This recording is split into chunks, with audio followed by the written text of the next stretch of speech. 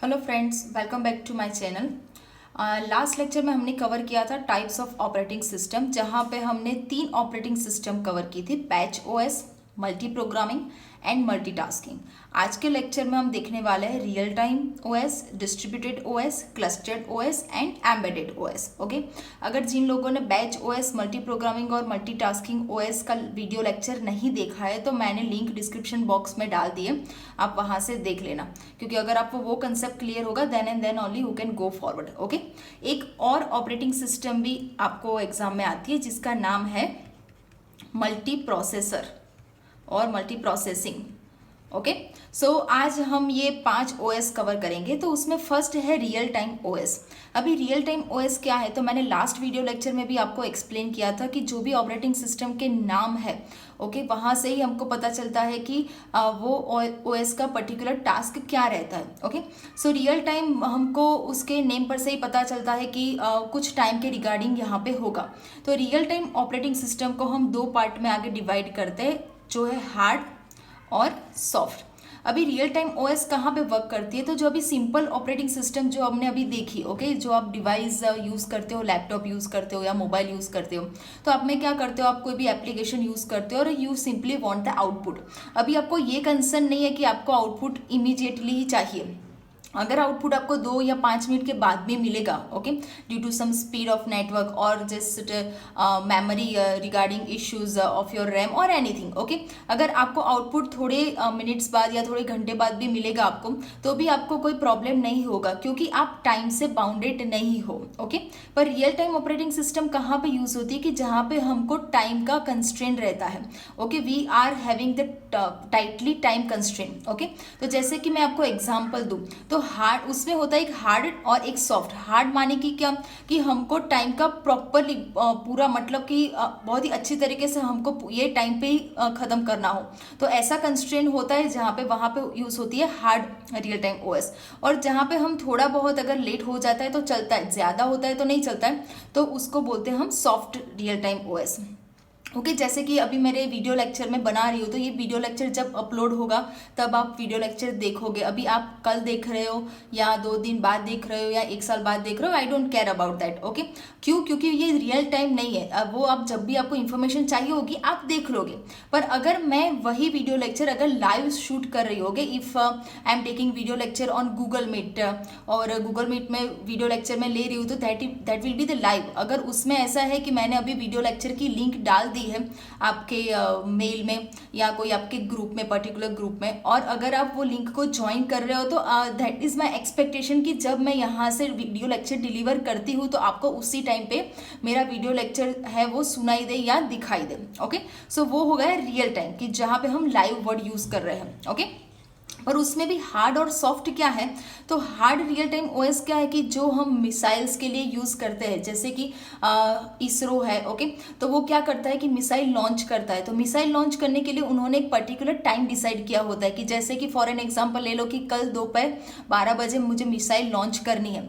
तो अगर वो मिसाइल में कोई पर्टिकुलर एरर आ गई या कोई भी प्रॉब्लम हो गया और अगर वो 12 बजे लॉन्च नहीं हो पाई, तो फिर ऐसा नहीं है कि चलो जैसे ही एरर सॉल्व हो गई तो हम अभी 12:30 बजे एरर सॉल्व हो गई तो हम 12:30 बजे उसका लॉन्चिंग कर देंगे। ऐसा पॉसिबल नहीं होता, फिर वो लंबे टाइम तक होल्ड पे चला जाता है। ओके, क्यों? क्योंकि वो हार्ड रियल टाइम है। अगर वहां पे कुछ भी टाइम का कुछ इश्यू हुआ तो वो उसके आगे का जो भी फ्यूचर प्लानिंग होगा रिगार्डिंग मिसाइल, ओके, उसको कहाँ पे लॉन्च करना है, कोई पर्टिकुलर प्लेस पे जाना है, उसको पर्टिकुलर ऑर्बिट पे जाना है, तो वो नहीं हो पाएगा अगर हमने पर्टिकुलर टाइम पे वो लॉन्च नहीं किया तो।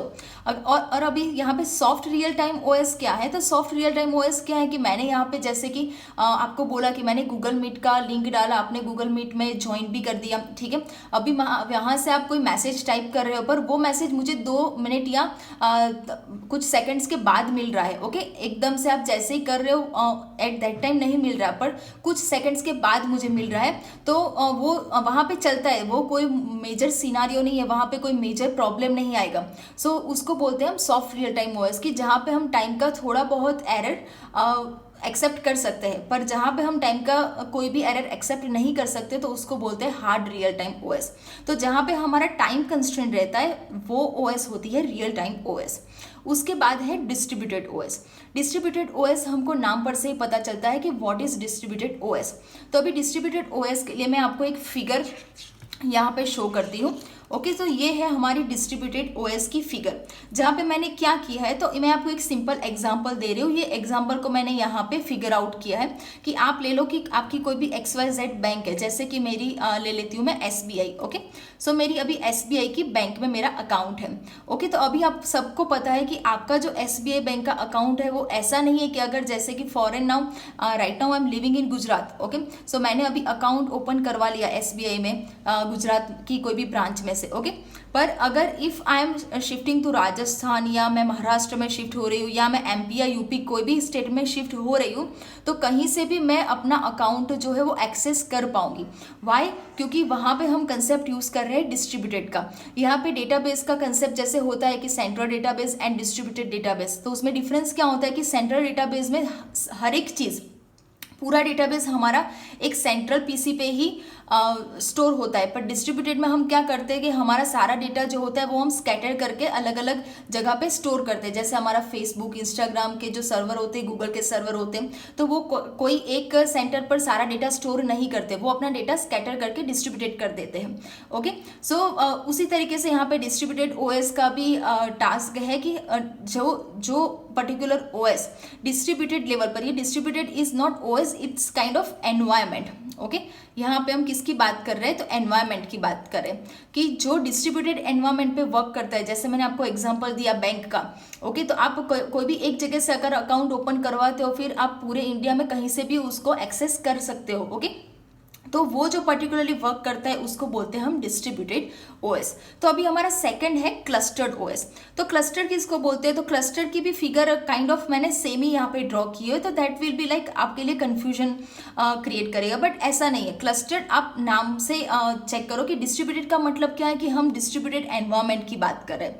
But clustered that means what, कि आप अगर ये क्लस्टर का कंसेप्ट ऑलरेडी आपको कंप्यूटर नेटवर्क सब्जेक्ट जो आता है आपके इंजीनियरिंग में, वहाँ पे आपको बहुत ही डिटेल में पता चलेगा, पर यहाँ पे मैं आपको बेसिक बता देती हूँ कि क्लस्टर दैट मीन्स व्हाट, कि अगर जैसे आपकी कॉलेज होती है, वहाँ पे आपका लैब होता है। ओके, तो लैब में सारे पीसी जो होते हैं वो एक दूसरे से कनेक्टेड होते हैं, एक नेटवर्क क्रिएट किया होता है। तो यहाँ पे मैंने एक नेटवर्क बनाया है, मैंने 4 पीसी ले लिए है और उसको एक स्विच से, या उसको हब भी बोल सकते हैं। हब क्या है, स्विच क्या है, ये सारे टॉपिक्स आपको कंप्यूटर नेटवर्क सब्जेक्ट्स में आएंगे, but for and now you just understand कि ये क्या है, कि सबको कनेक्ट करता है। ओके, सो ये 4 पीसी को मैंने कनेक्ट कर दिया है स्विच से, तो अभी चारों पीसी क्या हो गए, एक दूसरे के साथ कनेक्ट हो गए। सो ये 4 पीसी जो नेटवर्क में है उसको मैं लैन बोल सकती हूँ, लोकल एरिया नेटवर्क मैंने क्रिएट कर दिया। ओके, तो अभी ये पर्टिकुलर पीसी है, उसको कोई रिसोर्स शेयर करना है तो वो डायरेक्टली ये बाकी के 3 पीसी के साथ अपना रिसोर्स शेयर कर सकता है। सो कंप्यूटर नेटवर्क में जो हम नेटवर्क बनाते हैं, ओके, जो क्लस्टर बनाते हैं, क्लस्टर दैट मीन्स की ग्रुप।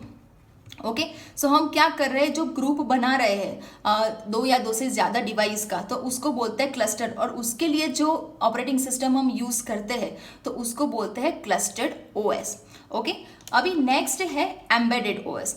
एम्बेडेड ओएस क्या है, तो एम्बेडेड दैट मीन्स कि to attach something. Okay, so embedded OS जो होती है वो पर्टिकुलर सिंगल फंक्शन पे वर्क करती है। ओके, जैसे आपके घर में डिफरेंट काइंड ऑफ मशीनरीज है, लाइक माइक्रोवेव आप यूज़ करते हो, AC यूज़ करते हो। ओके, सो ये सारी जो मशीन्स आप यूज़ करते हो तो वो पर्टिकुलर मशीन्स आपको पर्टिकुलर फंक्शन ही देते हैं। अभी AC के पास से अगर आप जाओगे और उसको बोलोगे कि मुझे खाना गर्म करके दो, तो AC वो काम नहीं करेगा। AC is design for the particular function only. Same way microwave भी पर्टिकुलर फंक्शंस के लिए, पर्टिकुलर टास्क के लिए डिजाइन किया गया है। ओके, सो वहाँ पे जो ऑपरेटिंग सिस्टम वर्क करती है, उसके बैकग्राउंड में जो ऑपरेटिंग सिस्टम होती है उसको बोलते हैं हम एम्बेडेड ऑपरेटिंग सिस्टम। ओके, और लास्ट है हमारी मल्टी प्रोसेसिंग। अभी मल्टी प्रोग्रामिंग एंड मल्टीटास्किंग का मेजर डिफरेंस था, वो मैंने आपको बता दिया था आगे के लेक्चर में। अभी मल्टी प्रोसेसिंग क्या है, तो उसके नाम पर से भी पता चलता है कि लास्ट लेक्चर में मैंने आपको ये भी एक्सप्लेन किया था कि बैकग्राउंड में जो सारी प्रोसेसेस होती है वो कैसे वर्क करती है। तब मैंने आपको बोला था कि हमारे पास एक सिंगल प्रोसेसर रहता है, और वो सिंगल प्रोसेसर क्या करता है, डिफरेंट जो प्रोसेसेस होती है ओके, यहाँ पे मैं ले लेती हूँ 4 प्रोसेसेस, तो वहां पे वो क्या करता है, स्विच होता रहता है। Okay, turn by turn. तो यहाँ पे हम क्या कर रहे हैं, सिंगल प्रोसेसर यूज कर रहे हैं। बट अगर आप सिंगल से ज्यादा, दैट मीन्स कि आप मोर देन 1 प्रोसेसर यूज कर रहे हो, ओके, तो आप ले लो कि आपके पास 4 प्रोसेसर, यहाँ पे 4 प्रोसेसेस है और मेरे पास 2 प्रोसेसर है। ओके, एक प्रोसेसर 1 और दूसरा है प्रोसेसर 2। ओके, तो 2 प्रोसेसर है, तो 2 प्रोसेसर से क्या हमको एडवांटेज मिलेगा कि ये जो प्रोसेसेस है जितनी वर्क कर रही है वो क्या हो जाएगी, डिवाइड हो जाएगी, और पैरेलली वो क्या कर पाएगी, अगर 2 प्रोसेस ये प्रोसेसर वर्क कर रहा है तो बाकी की 2 प्रोसेस पे ये प्रोसेसर वर्क करेगा। ओके, तो इससे क्या होगा कि ज़्यादा हमारा टाइम जो होगा वो कम हो जाएगा प्रोसेस को रन करने के लिए, और दूसरी हमारी स्केलेबिलिटी जो होती है वो भी हाई हो जाती है। Okay, so this is multi processing. So multi processing क्या है, सिंपल हमको नाम पर से ही पता चलता है कि when we are using more than 1 processor in our CPU और इन आवर सिस्टम और in our machine, so that is known as multi processing operating system और multi processor operating system. So ये सारे थे types of operating system. I hope कि आपको अच्छे से समझ में आ गया होगा। अगर आपको समझ में नहीं आया तो you can put your doubt in your comment box. Okay, thank you so much.